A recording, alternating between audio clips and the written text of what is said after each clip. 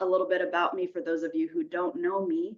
I transitioned from being a secondary educator on the East Side a few years ago. I'm now a certified coach, but I'll always be an educator. And so here I am educating on something that is far more enticing and fun because it's about spiritual development and growth rather than, essays are great, language. Come on in. But yeah, this is something that I love learning as a lifelong learner. And so therefore it behooves me to teach it. 2018, big things happened. I'm happy to share one-on-one if you I'll ask. do that for her Tuesday. Open book. Ooh, who's online now? So, I'm listening to yes, Laura, and I'm gonna go ahead and quickly just mute you. There you go. And in 2021, that was already 4 years ago. What? I discovered human design. It was still pandemic-y at the time. Pandemic-y. And there's stuff to do, right? If you're more limited in person. And it was awesome because you'll see soon in my chart that as a person who has specific energy types or energy archetypes, and you all have unique energy archetypes, this was definitely one way in which to meld my intellectual with my heart, one way to access the uniqueness of all of us from first an intellectual informational space, and that's okay. And then from there, the spiritual transformation was, wow, I am uniquely made. I am wonderfully made. I am an amazing, unique creation. These are the gifts. These are the talents. What can I do with it in this lifetime? So that's been really helpful. And I hope today that will help you too. 2023, stuff happened again. And then, yeah, I'm still discovering my human design. And human design is definitely a journey, as cliche as it sounds. There are still things, as much as I've read and studied it, things that I'm still discovering as life unfolds. And sometimes you don't see it or know it until you really get there. And then I look back at my chart and I'm like, holy shit, it's been there the whole time. So that's pretty amazing. Okay. So everybody's got their chart, but this is a very quick intro. Those of you who are brand new to it, don't even worry. Like, don't, there's no test, right? Human design has so many components. You definitely just want to start with, minimize even, it's okay. The hide meeting, yes, there we go. Okay. Oh, but not hide bar, right? There you go. Transcript, hide floating meeting control. Boom. Perfect. This is just a sample of all that is in human design. You've got stuff called gates, planet placements. Come on in. Defined versus undefined centers. Conscious on the right-hand side versus the unconscious on the left-hand side. What does that all mean? All three of my of the human design workshops we've already had have been recorded and are on the Theosophical YouTube page. It's kind of dry in my own opinion. I mean, you're watching a PowerPoint with me just talking. You can't even see my face. But if you want to go back and review all that, you're welcome to, of course.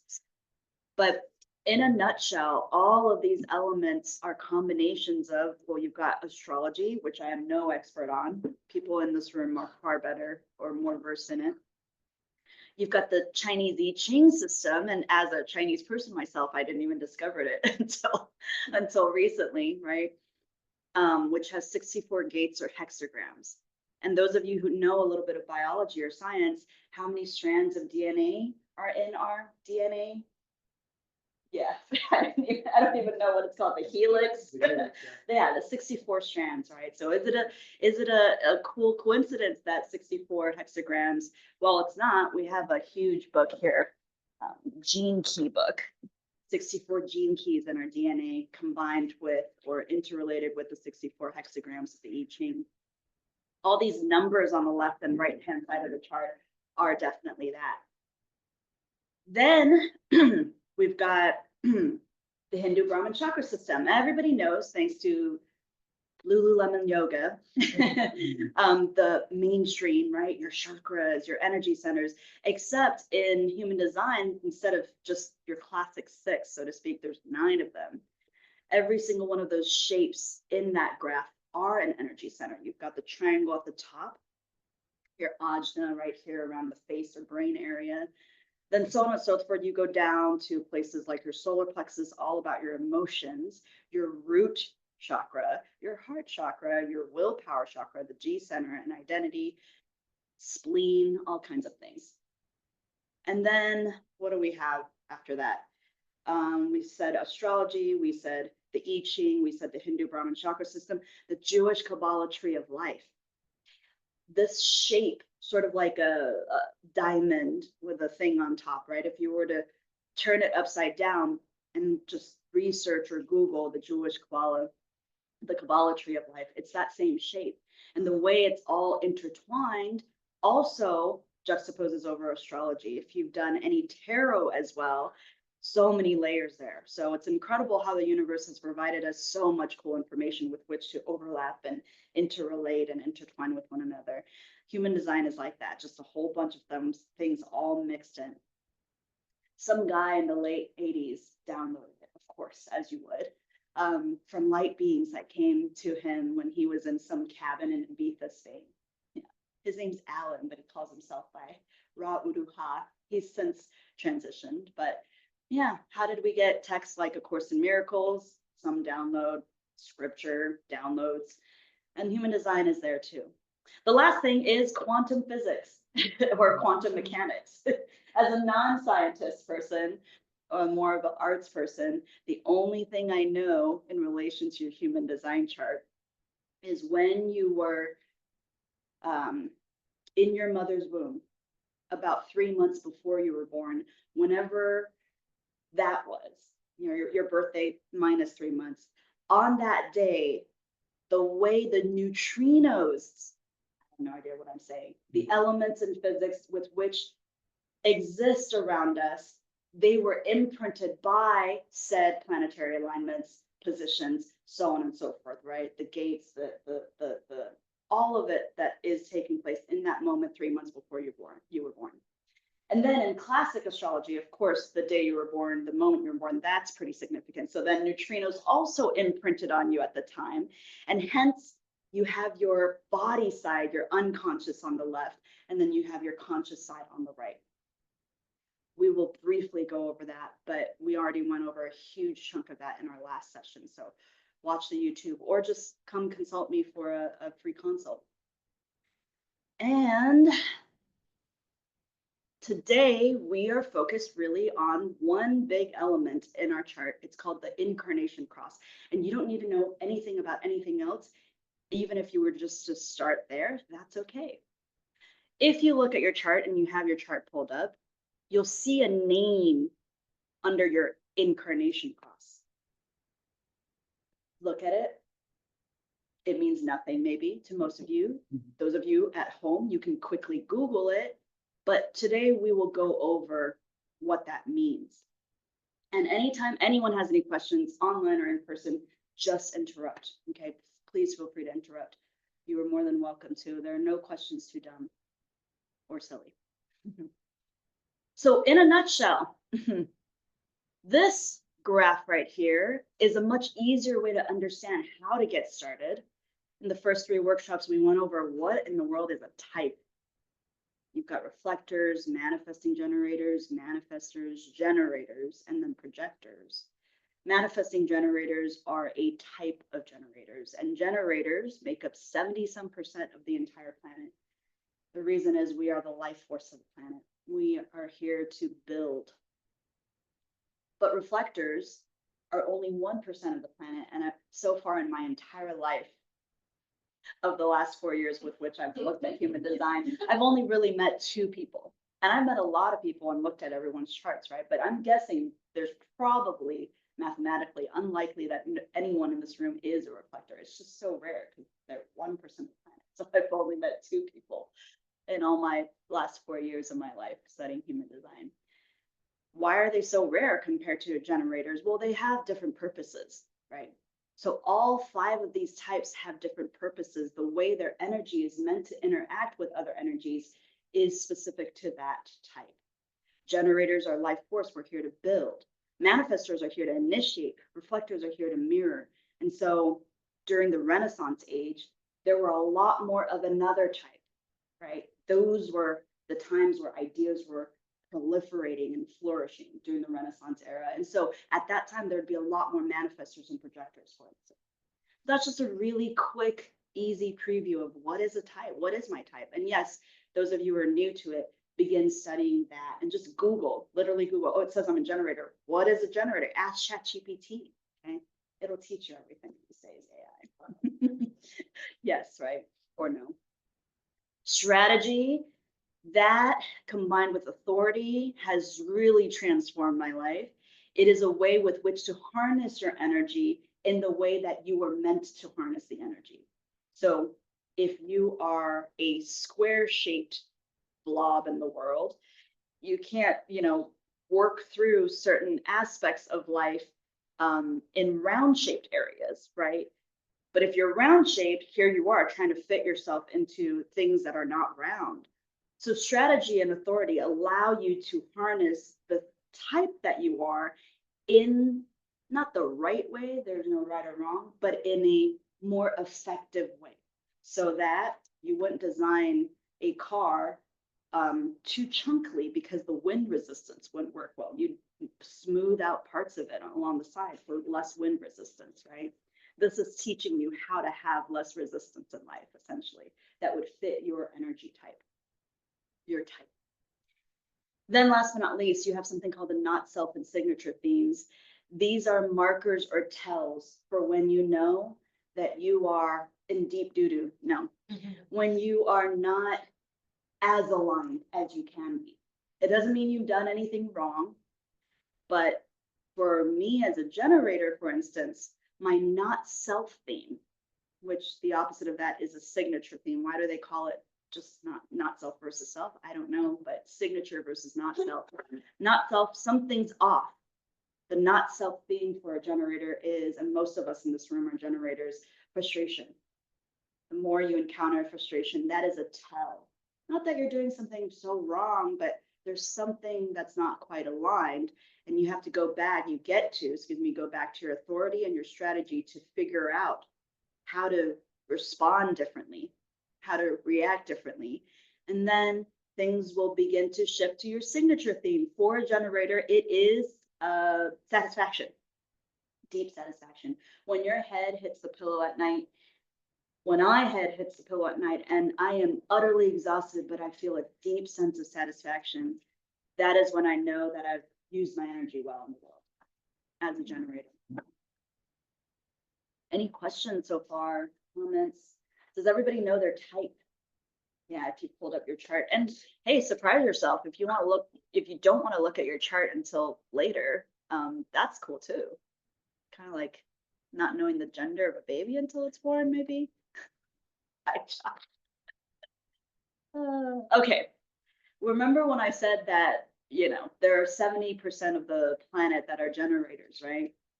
Well, there's a reason for that, such as in the Renaissance period when ideas and inventions were flourishing, there were probably less generators and more other types because they're there to provide the spark, but not to do the grunt work.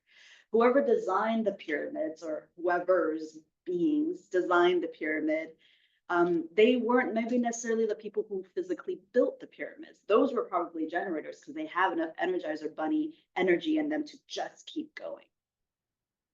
An initiator by manifestor type, right? They are there to initiate projects, ideas, be the spark that starts the engine of a car. The generator, though, is the fire, the combustion in the engine. It keeps the engine running, right? We are here to respond to things and not necessarily to initiate. Now, physically, it doesn't mean, or literally, it doesn't mean we never start a project ourselves, right? But we are here to mostly respond to ideas that are already out there, but then to act it out, to build it out, to enact it. plans for the pyramids are right in front of me. My job is to build it as a generator. A manifesting generator, they like to say, is a time bender, where not only those people are not only waiting to respond, but they're also here to envision and inform. They're kind of a mix of the manifester and the generator. The projector, remember the engine analogy, the projector is literally the case. I know nothing about cars, the case of the engine that houses the combustion. They're there to guide. So there's this many energies in the room. There's so many of us. They're there to guide the energies. And so they make really good project managers, for instance, right? They know how all the pieces of energies work, and they can inherently and intuitively see where it should be guided towards, where it shouldn't be guided towards. They're the house of the engine that keeps the combustion in there. The manifestor, again, is the spark, right? And then the reflector, they are in sync with the moon cycle. They're there to reflect back humankind's energy back to them so that we can learn. And yeah, their strategy is to wait for a lunar cycle before they make decisions or actions.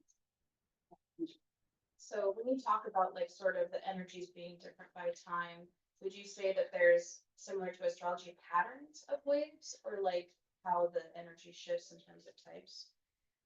So ask that one more time. I get the question, but ask it one more time. Kind of like across time, is there a pattern of like when certain types will emerge versus others? Yes. So you will see planetary activations in your human design chart too. If you ever download one of the human design apps, it will show you, because it'll then sync up to whatever the planetary alignments are currently in this moment, right? Then it'll show you, ooh, these gates are activated. Oh, but a month from now, these other gates are activated. So therefore, that changes not completely changes the energy, but flavors that energy that's already within you for that season. And everybody in here probably understands the basics of that's astrology 101, right? Oh, it flavors, it enhances or de-enhances. Something is moving in the air where it sort of changes things to a thematic idea or a purpose or some kind of subject, right? Or topic, or I should say energy type, right? Aries season is different than Pisces season, is different than Taurus season, so on and so forth. So in human design, it's the same thing. All of these are, well, everything is interconnected anyway. Everything is impacted by what's going on in the astrology. But precisely, I'll show you in a bit what that means in your gates with your planets. It's a lot of information. No need to memorize it all. Just see what piques your interest and just stick to that. All right, let's go to this here. This is a simplified version here. What is design versus what is personality? We won't go too deep into that. You can watch workshop 3 for that, but essentially we have an unconscious part of us that got imprinted 3 months before we were born, and a conscious part of us. The conscious part of us is the right-hand side, and that's all the flavors with which you came in here. This person here, gate 42, ignore everything after the decimal. Gate 32, gate 21, so on and so forth. You can see that right here. But then the part of you that other people probably see easier than yourself, that's the subconscious part. So here is a really good analogy for that. Let me see if I can go to this slide here.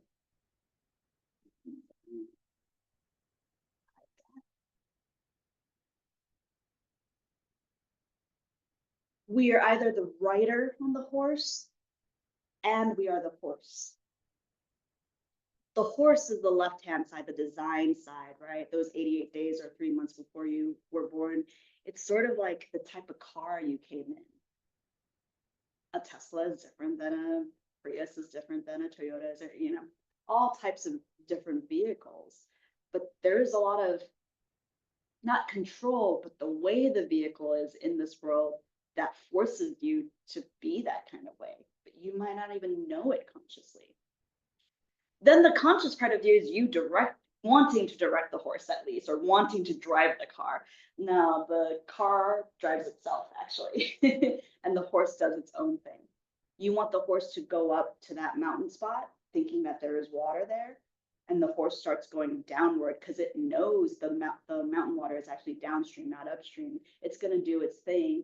The more the rider and the vehicle, right, the personality and the design are in conflict with one another, it's not a bad thing. It's just part of life. But the more that they are in sync with one another, boom, you've got pure alignment. You've got the part of you that, let me see if this next slide tells it, right? You've got the part of you that is working in harmony with the vehicle you came in. If this were a car, you are not the driver. We think we're the driver. And the more you think that, the more you're just going to suffer because the car already drives itself. You are meant to be the passenger in the car as well as the car itself, if that makes sense. The car will already drive itself. You're meant to look out the window and enjoy, which is insane to say in our capitalist society and our, hey, something and pulling yourself up by the bootstrap. Who are you even? But yeah, that is what we're meant to do. Now, it doesn't mean sit back and relax and like let money fall off trees. That's not what that means. But it does mean energetically, what are you doing in resistance in your actions, how you respond? That's creating more friction. When you're just meant to be sitting back and relaxing in your chair, in the front or back seat, but you're not driving the vehicle drives itself already. You can understand the vehicle, you can know the vehicle, you work with the vehicle, but you don't need to control it. It can control itself for you. Here we go. And the other analogy, right? Horse versus rider, passenger versus car. There's something in Ayurvedic language called the praga aparad, not pronouncing it correctly, but the crime of the intellect. This is what we're in this space to do. All of us who are involved in any spiritual practice, we're trying to, well, quiet the mind a little bit. Not that the mind isn't useful, and listen to the inner knowing, the heart frequency, for instance, the soul frequency, the intuition, the wisdom. And that is another great analogy for horse versus rider. So the more I've learned to really trust that my horse knows what it's doing, the more that I trust the car is able to self-drive itself to the right place, the right areas, the right people, the right opportunities, the more balance I have and the less dis-ease I have because I have more ease.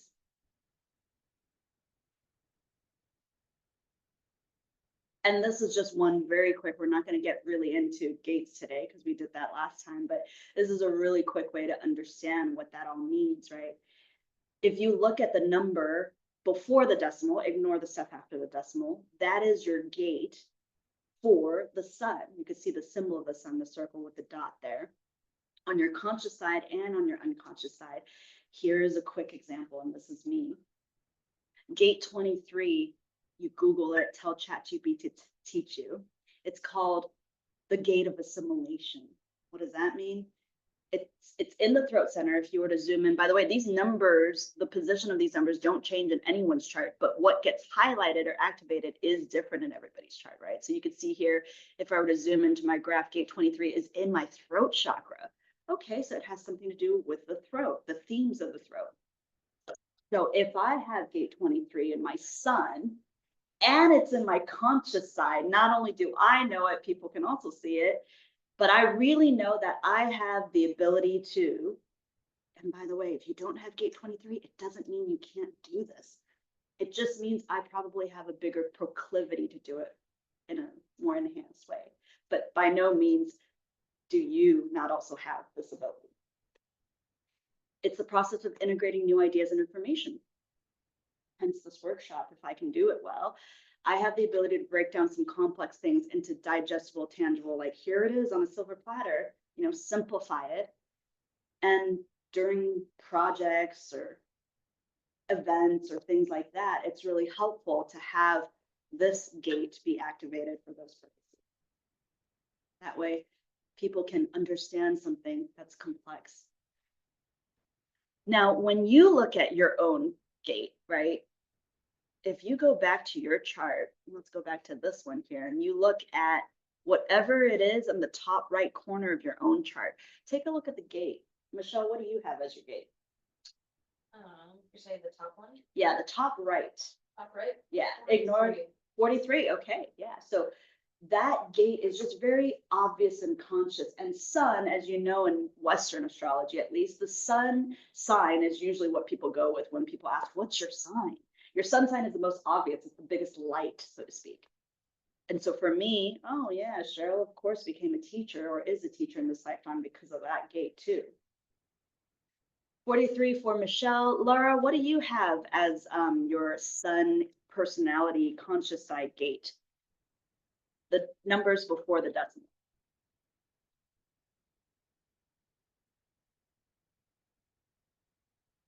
You may have to unmute yourself. That's okay if you're not ready. Can't even see. Yeah, I want to unmute myself because I want to figure this out. Oh yeah, here you are. We can hear you now. So the under personality, it says 64. Correct. Good. Ignore what's after the decimal for now, right? So 64, if you just open a separate browser tab and you just Google Gate 64 I Ching, what does it mean?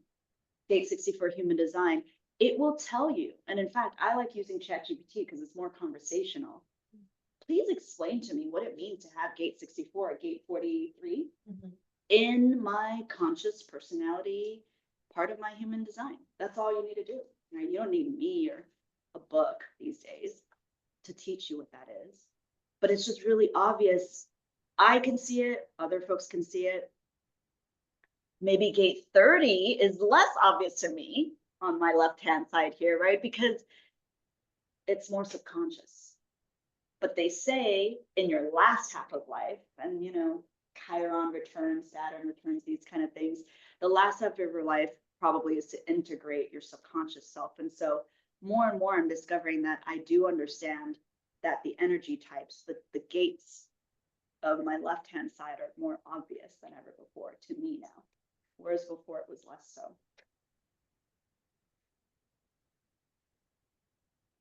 And this all ties into your incarnation cross because, ta-da, your incarnation cross are the first 4 numbers of both rows. The first 2 numbers of your conscious side, right there in the example, we have 48 and 21. And then right here on the unconscious side for this person, we have 39 and 38. All 4 of these numbers translate to your incarnation cross. And I'll tell you why it is called an incarnation cross later. But before we do that, let's look at the planets associated with the top 2, right? We've got the sun symbol there, and then the circle with the X in the middle, or the cross in the middle, that's the earth sign. And then you could start to, you know, obviously you've seen all of these around, Venus, Mars, you know, male, female signs, symbols. I mean, when I say signs, I mean symbols, Jupiter. Every single gate is flavored with that particular planet's themes in a nutshell. If you have your gate 48 in sun, then whatever the archetypes of gate 48 represents, well, it's probably a core part of your identity and purpose in life because it's in your sun. When that gate is activated by sun, it is a prominent of your personality. And then earth. This is really cool because it's what stabilizes you. Without going into my gate earlier, gate of assimilation, maybe accumulating information and digesting it and then spitting it back out on a silver platter, it could be draining. So what grounds me instead, I'm going to look at my gate that is linked to my earth because it's what's going to stabilize me. It represents the qualities that I need to feel the balance and the fulfillment.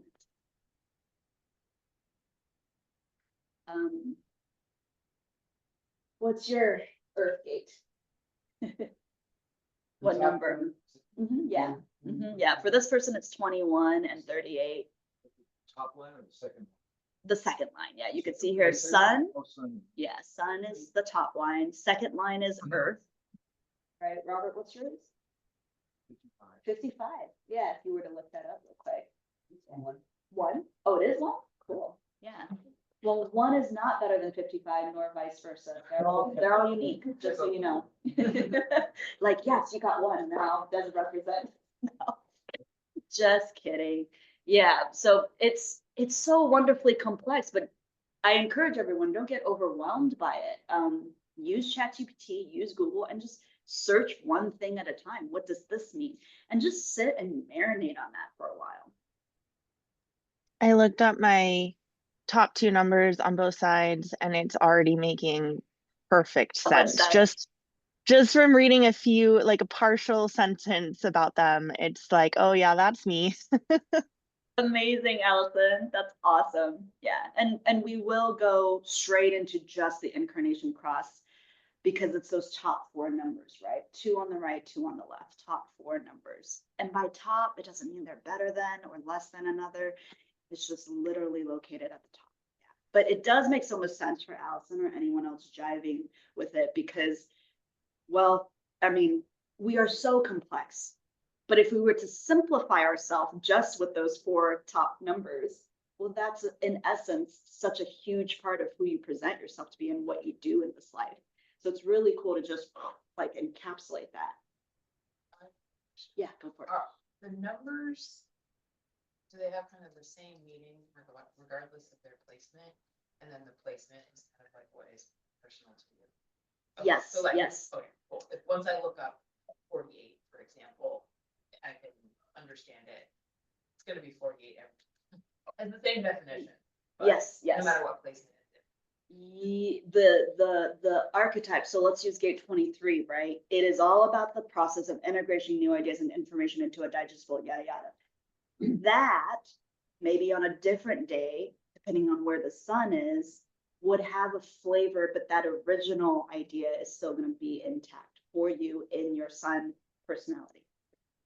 You can even see, if I were to go, we'll just ignore the north and south node meanings for a second, but take a look at this person's chart. Do you see numbers that are both inherent or existing on the right versus left?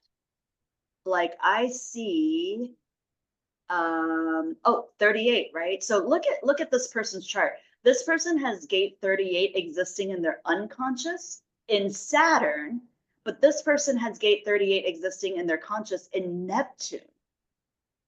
Well, gate 38 appears more than once. It must be a prominent energy archetype.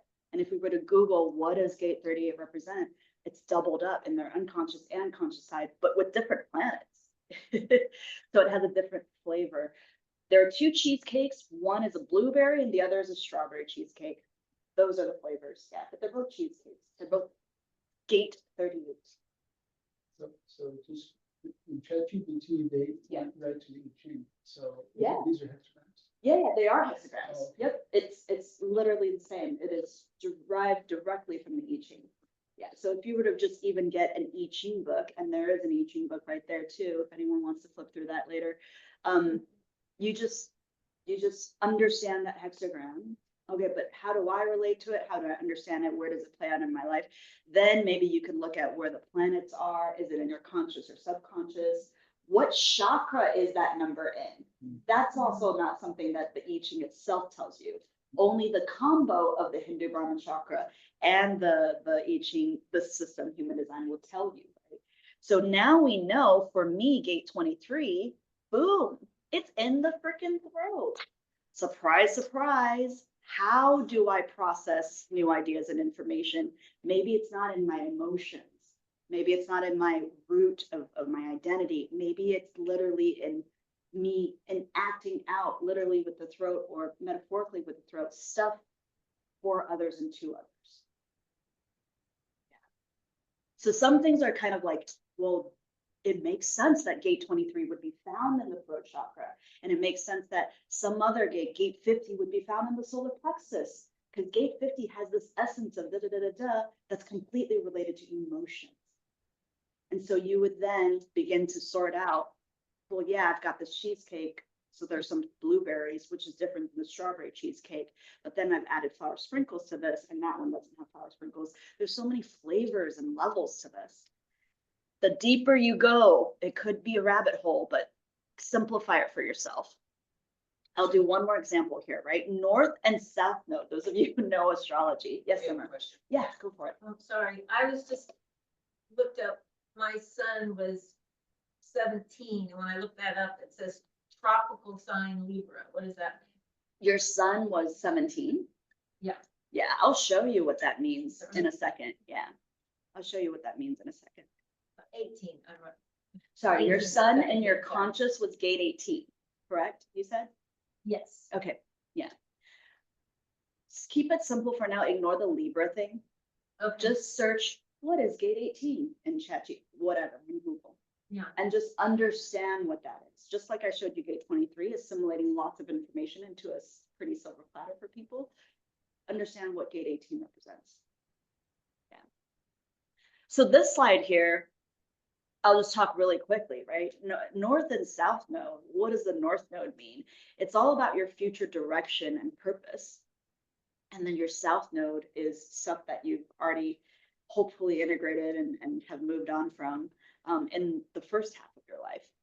Usually they say the north node is more about your second half of life, but hey, sometimes we don't get into that till later, far past your first half of life. That's okay too. So for this person here, perhaps gate 30 is their north node, life path growth, what this person is evolving towards. For their subconscious, it's also gate 30. Boom, double whammy. He's got both types of cheesecakes, and they're both, blueberry or strawberry, one of them. It activates the qualities that you're here to develop and step into. If you were to just look at your north node theme number, and Allison, let me know if you find anything really like resonating there. This is what you're stepping into. You are stepping into. You have stepped into. And these are the things that are part of your future direction and purpose. And then for this person here, voila, they have gate 29, both in their south node, subconscious and conscious. It's fascinating because this person, whatever gate 29, and I don't remember what that gate represents, but if gate 29 is part of their unconscious and conscious, and it's in their south node, it's water, gate 29. Yeah, well, I mean, what it's hexagram 20. hexagram 29 is water, right? That's also another level. Is it water? Is it fire? It's so cool. And water has its own qualities. So gate 29 has a water quality to it. In this person's south node, it represents their past tendencies and what they're evolving away from. And Laura, or anyone online, but Laura, Allison, etc., let me know if you really see any resonance with that at some point. Is your south node gate kind of something, when you look at it, you're like, oh yeah, I am stepping away from that energy archetype. It's still useful, but maybe it doesn't serve me as much as it did before. And that's your south node. It reflects traits or behaviors that may have served you before, but now need transmuting or transformation. Yeah. So I have 18 in 3 places, and one of them is both life purpose and, or, whatever, both sides. That's beautiful. So So what does that mean when it's that prevalent? it means that you have a lot of prevalent gate 18 energy, and gate 18 energy is, and remind us your name? Ruth? Ruth. Ah, of course. Hmm. Feeling your aura as you walked into the room, right? Gate 18. Can everybody see what I'm sharing on screen? Yes. Thank you. Thank you. Blah, blah, blah. It's like I want to get rid of the pop-up. Here we go. Okay. Gate 18 is called the wholeness. Sorry, the gate itself is called, where is the key word? Oh, the gate of correction. There it is. Yeah. There are lots of names, by the way. This person, in other books, they call it the wholeness doctor. Your action, you are able to really see wholeness in everything and all things, which is a beautiful gift. There's so much healing, clear seeing, and wholeness in this. And when I look at the description, right, the energy to see wholeness and healing potential in all things, it would make sense that when you are in pure alignment or more aligned, right? Let's picture a spectrum, less aligned, more aligned, not that it's bad versus good, lower frequency versus higher frequency. When Ruth is on the higher end of being in flow with her life, gate 18 will show itself for her ability to see wholeness in all things. She'll understand that the only thing that needs to be fixed is the story we tell ourselves, right? The mud that we put on that aren't even a part of us. She'll easily see the stories of brokenness that are playing out in the collective and help others to transform those stories into wholeness. Beautiful. On the other hand, on a negative, notice it's in quotes because there's no such thing as positive and negative. It's just all on a spectrum. On the other end of the spectrum, if she's not quite balanced, let's say, it's the energy for beating oneself up with negative self-talk or being hyper-focused on the flaws and mistakes of others. It can drive a lot of complaining, a lot of gossiping, worrying, and needing to be right. And that would only perpetuate brokenness. So you see, it is a spectrum of brokenness versus wholeness. Does any of that resonate at all? Forget the planets and all that, just gate 18. Oh, yeah. Yeah. So I'm going to show you what it means to flavor for Ruth. Her flavor for gate 18, whether it's North Node, let's say it's in her Saturn, you know, whatever that is. The cheesecake is flavored with blueberry versus strawberries. Let's look at how the flavor works in a second. And let's go back to here. So I won't go over all this. These are all the themes. By the way, I will send everybody, those of you online, if you could just DM me your, just put it in the private chat if you don't care about putting it publicly in the chat. Your email would be great, your name and email. I will send you the slides afterwards. And in person, I'll get your email later. What was I going to say here? Hide floating meeting controls. There we go. You know what? By the way, I looked up my north and south node numbers. I still have some reading to do, but so far it's totally resonating. I'm currently, so I just turned 36 and I'm going through my nodal return in astrology. So it's a really big deal. I'm like specifically working with the nodes right now and passing that sort of halfway point of life. I'm at that like fulcrum point right now. So it's super interesting. Yeah. Awesome. That is awesome. Hopefully the gates, exploring deeper into the gates, and I'll very quickly go over the profile lines, which is the number after the decimal, will enhance your understanding of that. Just as a quick reminder for everybody, and we said this at the very beginning of this workshop, human design, even the guy who channeled it, said very clearly, it is meant to be definitely a journey. There's some things that will never or not or hardly resonate until you get there in your life. So some people look at things and are like, this isn't true to me at all. And then later, like months, years later, they'll discover, oh yeah, it definitely does. It's just a helpful tool like any other. But for me, I can speak for myself in that as a person with a defined ajna, that's the brain, coming in with such heavy, using the mind and the brain to control so many things that are fears in her life. The garden of Carol's life cannot flourish being controlled by the mind. It flourishes when I let go of that control and surrender to the heart. So human design has allowed me to see those other aspects, but still through an intellectual space at first. And then it trickles into the heart, and it's really cool because then your heart feels it. And then it clicks. Yeah. Remind us your name. Homosh. Homosh? Yeah. But the north and south. Yeah. Mine seem to be contradicting each other. How so? What I'm supposed to be moving away from is also considered to be a strength. Oh. So it's. What do you think, Homosh? What do you think is the answer to your question? I think it's more about being aware of the subconscious and just integrating it into what I already know. Even though it seems like the advice here is you're supposed to be moving away from the south node. But if I look at my south node, I'm like, no, I'm not doing that. Yeah. Integration. That is also all part of the human design journey. integration is not ever, let's get rid of the stuff that didn't serve me completely and just do the stuff that serves me. It's knowing when to use the stuff that served you in the past, but in the right place and time. And so to your point, boom.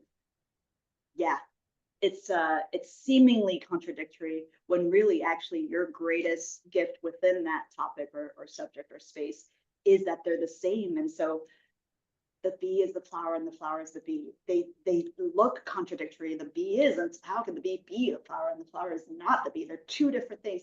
No, they're one. So it's beautiful, actually. What gate is that for your norths or your souths?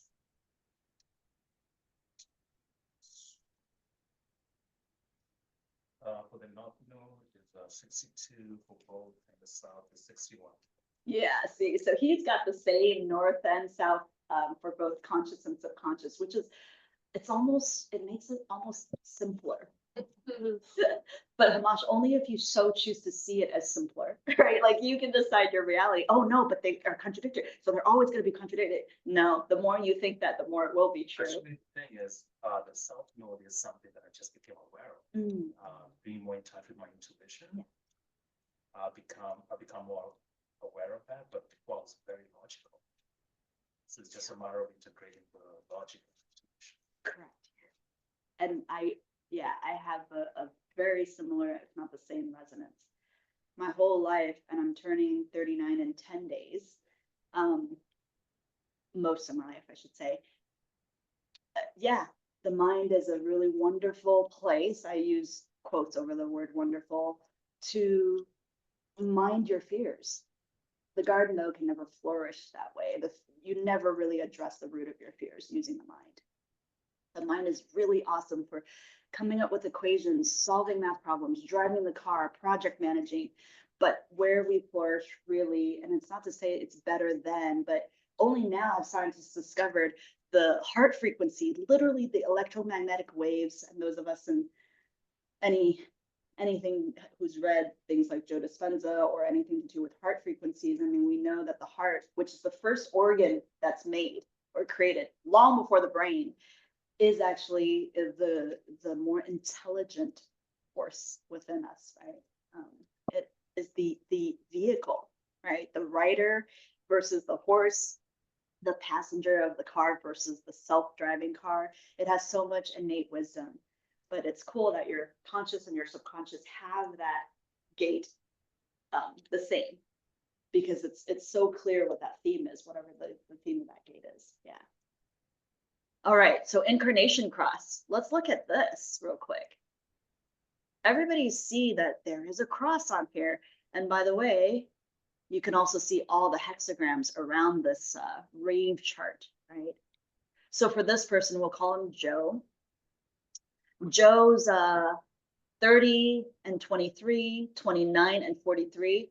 They're right here, right? This is obviously, the graph is not the same as the picture itself, but if that were these gates here, right? 23 versus 43 would be here, 30 versus 29 would be here, but you could see that it forms a literal cross. So when you are in alignment with your type, your strategy, your authority, naturally the flower that will bloom will be that incarnation cross. That flower is your overarching life theme or purpose. It's your path that you'll naturally live anyway if you are living in your alignment. If you're not, you're a terrible person. No. No. It's not a specific thing, you know. Your incarnation cross will never tell you, well, go be, you know, a level 2 engineer versus a project manager in the engineering department. Like it will never get specific, but it will give you an overarching idea of the resonating themes and purposes in your life.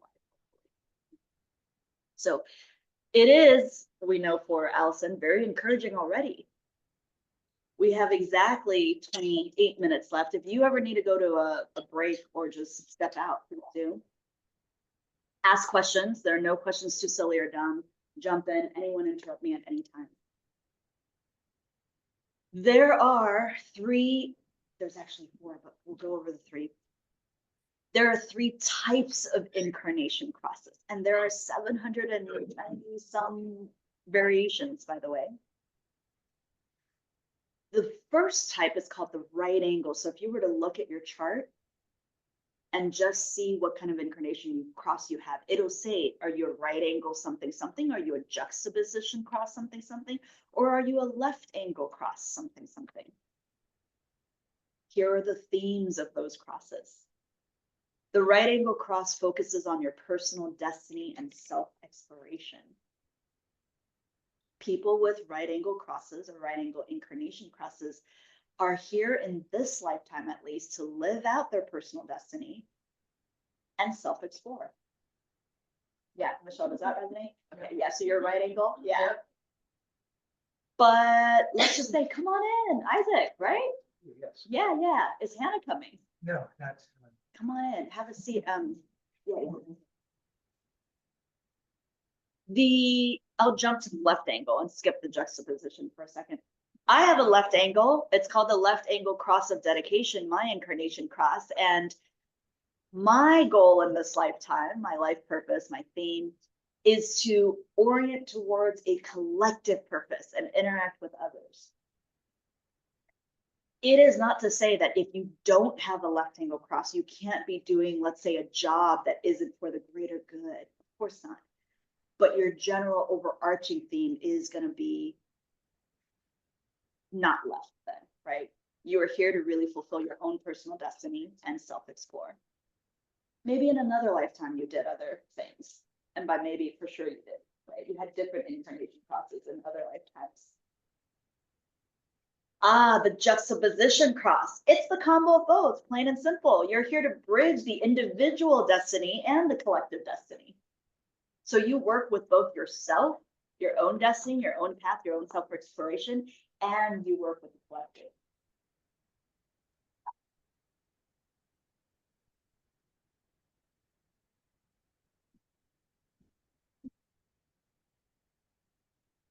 And don't worry, I will take all your emails. And again, those of you online, you can feel free to type in your email in the chat, your name and email, and I will collect those.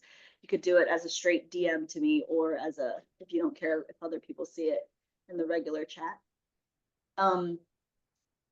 So you will get all this. There's no need to worry about not getting the slides. And all of this is available on the internet. I do not have any information that does not already exist out there. But I am here to distill it, hopefully very simply for you. So once again, what is the incarnation cross? And again, look at this person's incarnation cross. They've got 51, 57, 62, and whatever that number is, 61, right? It forms a cross, if you were to lay out all 64 hexagrams. And we've already talked about the conscious and the unconscious sun, the conscious and the unconscious earth. So that's the backbone of your soul's mission in this lifetime. You're here to embody, express, and contribute to the world in these ways, these 4 gates right here. And yes, those 4 gates form 2 channels, right? And they're calculated based on, we already know the unconscious part was 88 days before you were born, and your conscious part was the day you were born or the time you were born. Someone asked me in the last workshop, why 88 days? There's something about, if you read enough pre-birth planning books or NDE books, near-death experience books, or things of that nature, they say that the soul of that baby, when you were in your mother's womb, you were free to come in and out as you please. In fact, for the first 3 months plus of a fetus, baby, embryo's life, there's no movement because there's no soul in there. The moment that the baby begins to move on its own, and really that soul is like, I am coming in, that is around 88 days before you're born. There's something about 88. I still haven't researched fully yet, but feel free if you figured it out to let me know. So doctors, scientists, people who've been pregnant, they say, well, yeah, I mean, the baby really actually starts to be in there soul-wise from 88, from, minus 3 months before they were born. So they call it the last trimester, obviously. And yeah, that makes sense. Prior to that, the soul was still like coming in and out. Hey, I'm going to be in there for just a second. Oh, crap, it's really dark and I don't know if I want to do this. Yeah, this is what they say in all those channeled pre-birth planning sessions. And then, yeah, the soul is free to just stay. And apparently they have right up until the umbilical cord is cut to the side. And by they, all of us in here, we chose to go to the Harvard of all schools, which is pretty cool. Some of us are getting PhDs. Those who are, I always say those folks in this lifetime with leprosy, they're getting PhDs. I'm just maybe getting a master's or something. Maybe a kindergarten degree. I don't know. But we're all here to live this vehicle out. And we chose this, everyone. We chose this. Imagine you're in a supermarket. And again, this is what they say in pre-birth planning books or all of those testimonies, right? And it's all cohesive and it all aligns. We symbolically or literally walk through sort of a supermarket aisle and we're picking, this person picked 51 off the shelf and 57 off the shelf and 62 off the shelf and said, I'm going to put it in this sun. Oh no, but for 57, I want to put it in the moon. And we did that. We chose this, which is really cool to think about. And some of us are like, fuck, why did I do that? And that's what we're here to flesh out and integrate. Question about that. Yes. It's a little bit off topic. Yeah. And you can jump in. So where do body image issues come? You chose your own self. There is something called the genetic wound that you can look up, especially on the Human Design app, which by the way, Human Design is so cool. If you were to look up your digestion, which is one of the segments on your Human Design, it tells you how your digestion is most aligned in this lifetime. Some people are not meant to, let's say, digest their food amongst a really busy, chaotic environment. They need quiet for that food to really nourish them. So look at your digestion. But to your point, there is a genetic wound. Perhaps your or somebody's genetic wound. When I look at my Human Design genetic wound, it's the wound of separation or denial. I forget which one it was, but it was so resonating. Online folks, check it out. You came in to intentionally overcome those body image issues then. It's not that is it? Perhaps you did choose intentionally. And this is what they say in pre-birth planning books, which are amazing. Everyone should try to read a chapter or two of that or watch a YouTube about it. You intentionally chose certain aspects of severe or less severe challenges because your soul literally only wanted to go through the growth that would come from said challenge. It's not that you deserve the challenge. It's not that you, had bad karma and you killed someone in another lifetime. And so this lifetime you must be killed. No, that's not how karma works. Our only goal is to choose growth. And the soul always wants to grow. And so we will pick high probabilities of certain challenges, even as egregious as murder and suicide, in order to work through that challenge. Yeah, so we could talk, but it's in direct correlation to Human Design, everybody. Yeah, I look at my chart, you look at your chart, and you wonder, well, how do these all work together for this little job I have? Oh, it doesn't. Hence, I quit my job. Oh, whoa, no wonder. My partner has these defined gates and these defined energy centers. Energy centers, we could spend another 2 hours on those. There's defined and undefined, all those shapes on your charts. No wonder why my partner, my significant other, my best friend, my mom, my dad, they have an undefined solar plexus. They just absorb everything around them. But I have a defined one. I'm more consistent with my energy output of emotions. So together that could make for a really interesting relationship when it comes to emotions. Yeah. So they do Human Design readings or charts or assessments for relationships, for careers, hell, for marketing. There's Human Design, how to market your business. I don't know how they got there, but they did. Good for those folks who extrapolated from Human Design to do that. For me, my goal, and this is what the original channeler also said, My goal is to always help others and myself at the same time, of course, to return to the who of who you live, which can never be altered, never be touched. It's the who that is your divinity, your higher self, your soul. All the what's will change, your hair color, your skin, your job, this and that, personalities even, right? Or your preferences in life, how you act in life, all of them are what's. And they will come and go and be edited and altered. But the who of who you are, the more you can not become, but return to the who of who you really are, that is the gold beneath the mud. So there's all kinds of really cool names. Right angle cross of the Sphinx, left angle cross of healing, cross of the sleeping phoenix, which is really cool. I just have a seemingly boring one. Left angle cross of dedication. Oh yeah, Cheryl is dedicated to when she is dedicated. So again, we're talking about categories of these crosses, and something cool to point out. Not only are there 768 possible incarnation crosses, right? But these 4 categories, earlier I told you about right versus left versus juxtaposition. There's a 4th category called geometry, the trajectory of one's life. I don't know about that. I still need to learn more. But let's talk about the destiny part of it, right? If you have a right angle cross, it's all about you living your personal destiny. It's not necessarily a collective destiny, which is fine. If you have a left angle cross, it's a transpersonal destiny. Your destiny coincides with the collective destiny, and you're there to just help yourself and guide everyone towards that. And then the juxtaposition, it's almost like a fixed fate kind of thing. That doesn't mean it's bad, but that's just the goal. It's it'll end up that way. I may not be saying it right, but these are the different types of categories of incarnation crosses. I have a question about, so I have a twin. Yeah, And fascinating. We are so different. Yeah. It seems like everything about us is wildly different. How was that? Like it seeming that we would have very similar everything right in our chart. Well, what do you think? How many minutes were you born apart?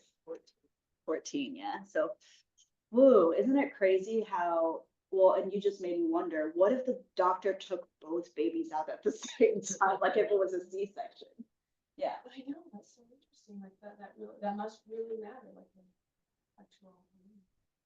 So, see, I don't know the accuracy of the algorithms of how the human design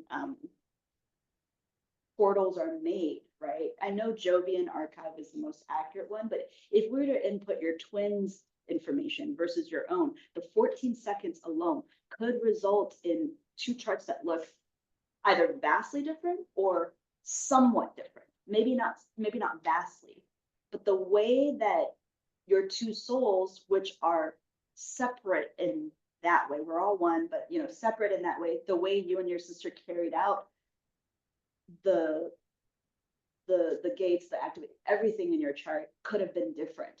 Like I could have done something, we both could have had blueberry cheesecake, but I chose to do something very different with my cheesecake versus yours. That's my theory. And anyway, I mean, like I said, I use this analogy all the time. Some people in this room have heard it. There are 2 green M&Ms, one on each hand. They both share all the what's. They both have green food coloring. They both have an imprint of an M on them. They both have chocolate, filling, et cetera, et cetera. They share all these what's, but the who of who they are can never be shared.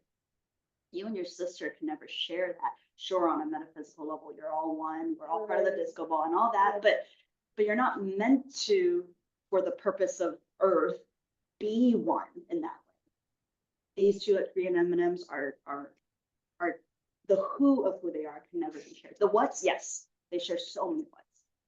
So it'd be fun to look at your sister chart and see how many differences or similarities there are, and then to wonder the way we have chosen to live out or carry out that blueprint. Well, it does look so different because on the surface you are so different. But then what do you have in common? That would maybe be apparent from the chart too. 14 seconds. All it takes. Minutes. Oh, good. There's more, more time there. So that should make a bigger difference maybe in terms of calculation. And I say this for folks who don't know their exact time of birth. I just ask them to do, 6 a.m., 6 p.m., 12 a.m., 12 p.m., like just take all 4 of those points in the 24-hour day and just see which 4 charts resonate with you the most if you don't know your birth time. Yeah. I haven't done a test where I changed the minutes by 14 minutes. That'd be cool to see, do they look the same? I know. And you're so different externally. Maybe your conscious parts are all the same gates, but your subconsciouses are all different, or vice versa. Yeah, we'd have to see. I So can those of speak you with the to right angle twins. if you've seen, oh, go ahead. Oh, I can speak to twins in astrology really quickly. Go for it. So like the moon changes, so like all your planets are probably going to be exactly the same. The moon changes signs about every 2 days. So if the moon happened to be changing signs around the time you're born, then that could possibly be different. But generally, like you're both going to be sun in Aries or whatever time of year you were born. However, I think the biggest or the difference that could occur is that whatever sign was on the horizon when you took your first breath, that's your rising sign, and that sets up the structure of your entire chart. So that puts like that sets up all the houses, which is the different areas of life. And so that 14-minute difference there, if there was a different sign on the horizon, your different rising sign, even if you both have sun in Aries, one of you could have sun in Aries in the house of relationships, and one of you could have sun in Aries in the house of career. Like those are just, that's not accurate examples, but just it could end up setting up your chart entirely differently. So yeah, I'm curious how that would play out in human design as well. Actually, brilliant segue, Allison. Thank you so much, because this is why we are collectively teaching one another. I am not the sage on the stage, just a guide on the side. This, yeah, so what I always tell my students, right, or a good teacher, especially in public school, they would be a guide on the side, because we all come in empowered. The seed is empowered, but it does need the right conditions with which to flourish, the right soil, the right pH level, the right water. That's all we're doing, but the seed is already empowered. I'm not here to empower you. You have your power. Just, I'm here to engage the power within you. So, Allison, profile lines. Let's talk about that, because if Bonnie and her sister both have, let's say, gate 23 in sun, and let's say most everything about their chart is the same, what about profile lines? Maybe your gate 23 is flavored with a 5 profile line versus a 1 profile line. We're not going to go deep into it, but today we'll briefly talk about what profile lines is, right? Profile lines, there are 6 profile lines. So those are all the numbers after the decimal point. You will see either 0.1, 0.2, 0.3, 0.4, or 0.5, or excuse me, 0.6. The flavor of line 1 for this person's gate 23, line 1 focuses on mastering something and being clear about something. So whatever gate 23 is for that person, it's flavored with line 1, studying and mastering clear communication. For this person, line 5 for gate 23 will focus on someone who leads or solves communication related challenges for others. So again, if you were to just look at profile lines alone, and there is something called, we are not talking about today, we're saving it for the next workshop, which could be when, Josh? Oh, we'll chat. Yes, yes, summer, fall, sometime. Yes, Yeah, we've taken up the spring slot, I'm assuming. But yeah, look at this person here, profile 2-4. It's called the Hermit Opportunist. Google that, ChatGPT it. It's really cool also to just focus on your profile and see what you learn about yourself. Yeah. And you could see this person here, 2-4, right? Look at all the numbers after the decimals that are 2s, all the numbers that are 4s, right? There are some that are 4s and 2s that are prominent. Well, there you go. So 2 on their conscious side, 4 on their unconscious side, and that creates their general profile. But it doesn't mean that they don't have a flavor of 1 and 5 and 4 elsewhere. It's just not as prominent.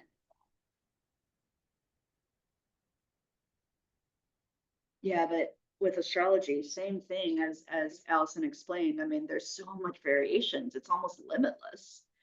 There are 700 and what, 68, 98 variations of the incarnation. Yeah.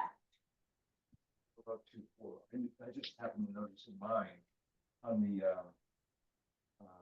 personality side, they're both 6 for the sun and moon, and on the opposite side, they're both 2. On the unconscious side. Yeah, so you're a 6-2. 6, 2. Yeah, So you're a it 6-2. means something. Yes, it does. It does. Yeah. This person is a 2-4, by the way. I forget to say, because it is about your incarnation cross or the top 2 numbers of both sides. So this person has to be a 2-4 in profile because they've got 0.2s here and they've got 0.4s here. So for you, you have 0.6s on the right Yeah, side, right? right. And then 0.2s. Yeah. Yeah. Yeah. So That's significant, yes, for the purposes of that topic with it, human design, that aspect of human design. Yeah. okay. So not We will everyone talk about has, it next not time. everyone has, not everyone has the numbers. Lots of people have a 6-2, or lots of people have a 2-4. Lots of people have a 1-3. There's only so many variations of profiles. I think that there are 12, 15, something. It's a small number. They always be the same number then on one side and. Correct, okay. yeah, that's how you figure Oh, out, oh, that's got how it, it's got it, figured okay, out, okay. yeah, yeah. So for this person's chart, as an example, Robert, if you were to look here, this person is still a 2-4, because you've got 2 and 4 here. This person here, 2-4, what other examples do I have? This is a 5-2. I think this is me, actually, yeah, this is a 5-2, I'm a total 5-2. And you know what? I won't get into it quite yet today. Next time we will do profile lines. Yeah, but feel free to Google that. Those are aspects of you for sure that do overlap a little bit with life themes and life purposes too. So we left off with personal destiny, right? Those of you with right angle, you're here to explore your own path. You're here to discover yourself, your personal experience. You don't have to impact others, but of course you can. Of course you do so. But generally speaking, if you are a right angle cross in your incarnation, you are here to impact yourself. Though you may do so through your own example, right? You can impact others. Now, if I were to go straight to the left, and I am a left angle cross of dedication, the transpersonal destiny, I am here to interact with and impact others through relationships, karma, shared destiny. How do you that? Are you a left angle? You're a right? Yeah, of course you are, the fool. Yeah, that makes sense. Sorry, we can't interact anymore because we're not, yeah, different. It's like, you have a left, of course you are, Robert. You may feel called into people's lives to fulfill mutual agreements and soul contracts. Damn those agreements. Yeah. For better or for worse, for better. Always for better, if you so choose, I've had some intense ones, but I am thankful for them. And then the one that is juxtaposition, right? You have a more fixed, stable life theme, acting as a bridge between your personal and transpersonal. You're here to be something consistent, a living frequency, which is really cool. I think the juxtaposition cross is more rare or rarer. Yeah, a living frequency, because you're there to balance between the personal and the transpersonal or the collective. I'm so relaxing. Yeah. Wait, what is yours? Left, yeah. No, it's like, oh, damn it, I'm so tired of working with the collective. Can't you all be healed already? Mine's martyr heretic, how's that? Well, I have heretic as well, but yeah, the martyr folks with the profile line, I forget, is it 2 for martyr? This is The 3, first 5. number, 3. The 3s, the martyrdom is an aspect that, yeah, it can be difficult. I say that facetiously. Of course it can be, right? But your journey is to integrate that. Yeah, a right time to be a little bit of a martyr for the right reasons, but generally, yeah, those aspects of martyrdom, it's not all bad. Well, this says characterized by relentless pursuit of answers through direct experience, coupled with magnetic and often controversial presence. Joan of Fits me Arc. pretty well. Joan of Arc, and Joan of Arc cannot be the archetype that she is in this lifetime without being exactly what you just described as a literal martyr, as a symbolic martyr. But we need the martyrs, and of all the profile lines, each one is important and unique unto itself, but we definitely need martyrs, because without Joan of Arc, as an example, we wouldn't know the female essence of what it means to have that kind of sacrifice, live out that kind of destiny where she had a ripple impact on the world. But they don't fit into the collective very smoothly. No, no.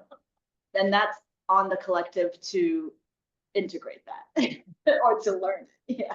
Or not.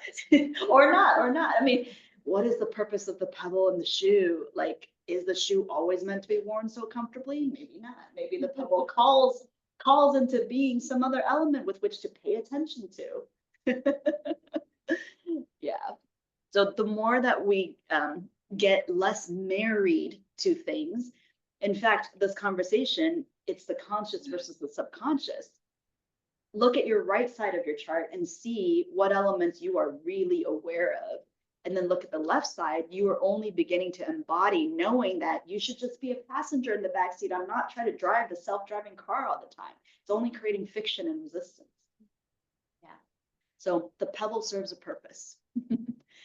What is it here? Oh, this is my chart. Gate 23 about assimilation. Gate 43 is called insight. Well, there you go. Sometimes I say things that are so insightful. It don't come from me. It's from this gate's energy to embody that, right? Oh, desire. A lot of addiction to desire, right? And I don't mean romantic or sexual, that kind of desire. Just I want so much. It's hard when I don't get what I want when I want it. Anyone can relate. You might have the gate of desire some chart. And then the gate of commitment, yeah, I'm not going to give up. Probably not always for the better, for, you know, things that I should give up on and not be so committed to, right? And so that's the integration of these things. All right, yeah, remaining dedicated to desire, communication, generating unique insights. All right, so this is an example of how you would break it down. Hey, folks, great tip. Again, a reminder, don't be afraid of AI. If you were to just literally type in, explain my incarnation cross to me in 3 paragraphs using lots of really easy examples, it will literally do that for you. And so you don't need me to do your chart, although I'm happy to, but yeah, this is all from just even ChatGPT or me breaking it down through all the books I have here. All right, any questions? Yeah, we are at the end, I suppose. Any questions from online folks? Let's see, I'll give you an example of a flavor. What is a flavor? Oh no, I don't have that flavor. Here, I'll give you an example of the flavor with the profile line, but bear with me. I'm going to pull it up real quick.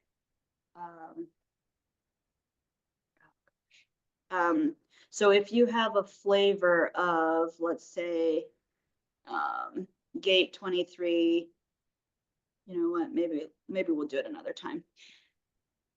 Yeah, the profile line, you know, if your gate here, we'll do that another time. If your gate here, let's say gate 48 is flavored by the 4 and flavored by the sun, flavor is a really great analogy. It just has those aspects that are more prominent within that. Oh, Allison, you know about it, houses, right?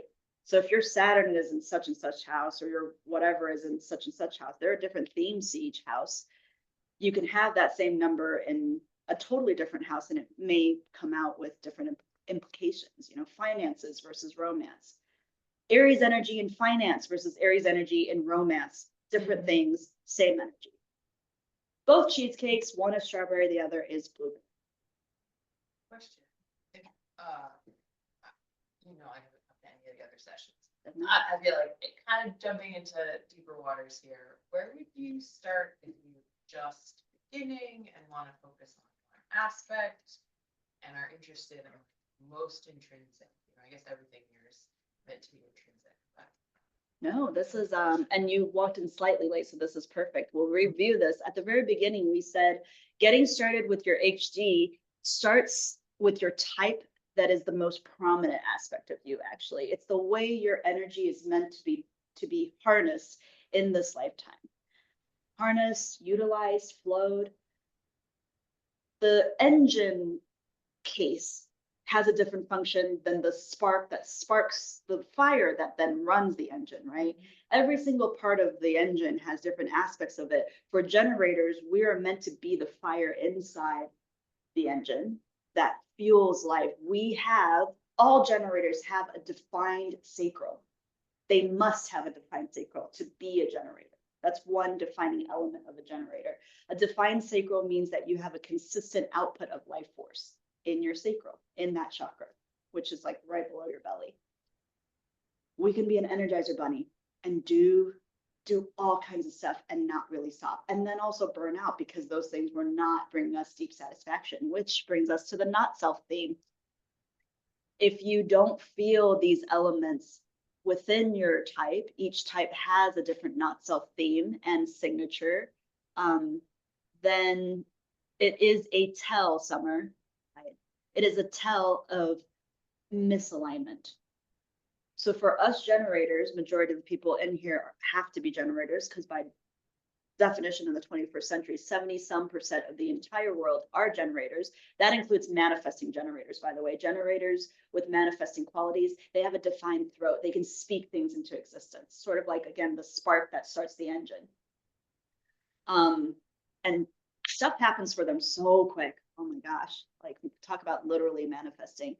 But for us generators, if you are, if So you are, it says, I'm sorry, if it says manifestor as the type, then you're a generator? no. So good question, Ruth. Manifesting generator is different than a pure manifestor. Okay. Yeah. So I'm a manifestor. Oh, of course. Oh. Yeah.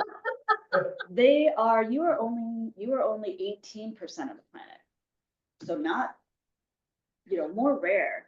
Every single manifestor I know who's a pure manifestor, excuse me, maybe it's even 9%, not 18. I forget, we could look it up, but you're not as common as us generators. It doesn't mean you're more special. Sorry, we're all special in different ways, but I joke. When you initiate an idea in this world and it gets executed, that's your power. But you don't need to do the execution. You'll burn yourself out. Manifestors are meant to initiate the spark that then the engine works from, right? The engine's lit up by you pressing the ignite button in your car. I'm also a manifester. We've got 2 of us. Hey, those are the only 2 in this room, see? And that makes sense. That's about like 10 to 20%, I guess 9 to 18 or something. Isaac, are you? I think did it years ago, so I'm not sure. I think I was a manifesting generator, but I have to do it. Yeah. Oh yeah, projectors. And that makes sense with the career you've had and stuff like that, I feel. But projectors are so powerful. You have the ability to harness the energies and house it properly, guide energies to where they need to go. Yeah. Each type has a different aura in terms of whether you repel, whether you absorb, whether you magnetize. You can look all that up later. And in my first and second workshop, we sort of talked about that. But really where the rubber meets the road, the strategy and the authority is where you can have a more obvious and direct guidance as to the what's or the hows of the actions that you take in this world or the decisions that you make in this world. Right? Generators are really only meant to wait for the invitation. It doesn't mean a literal invitation. It can be a symbolic or an energetic invitation. We are meant to magnetize opportunities to us. So it doesn't mean that I can't host my own party and then invite. That's different than something comes along in my periphery. It's a retreat, and that retreat ends up being, if I say yes to it because I'm responding to that invitation, that came into my periphery, that retreat ended up changing my life or having a huge impact on me. As generators, if we are in flow, we are constantly magnetizing opportunities to us. Okay. To inform, these are other strategies that you can look up. Manifestors, your job is to not just wait for the invitation, right? Your job is to, if you look it up, to be informed, or is it to? I'm getting discombobulated. Authority, everyone has different authorities, different areas of sounding boards. Yeah, that's all been covered, but someone with an emotional authority would definitely want to be in a neutral place before they make a decision. And not, they can vacillate between high emotions versus low emotions about something. Sacral, splenic, your gut feeling. Yeah. My phone died, but I think Yeah. I used the URL that you had up there, and I think it said under authority, none. Is that like a real? No. It would depend on your type. Okay. Yeah. Maybe the, Literally, the word was none. yeah, you're that special, Summer. Yeah. No, there must be something Okay. wrong with the, Okay. whatever portal you use. Did you use Jovian I Archive? did use that one. Huh, And weird. I wasn't really setting off, but it would have worked if I hadn't filled out all of the information. Yeah, So, yeah. I don't know. Okay, well, then it was a bug. No, projector is waiting to projector is waiting for the invitation. Sorry, I said generator is waiting for the, sorry, generator is waiting to respond. Thank you, Robert. I completely mixed that up. You wait for the invitation instead of initiating stuff. Whenever projectors initiate, I know a lot of really awesome projectors. They're the coolest people. It never really goes very well because when people invite your energy in to then solve or work out the energy that needs to be solved or worked out or harnessed, that's when you are the most impactful. But when you do it without them inviting you, it goes sideways. Yeah. That's very reasonable. Yeah, you definitely have an authority though, and it's not none. Yeah. As a projector, it's always to wait for the invitation. For us generators waiting to respond, don't say yes right away. Listen to what your authority is telling you, and then you can make that decision.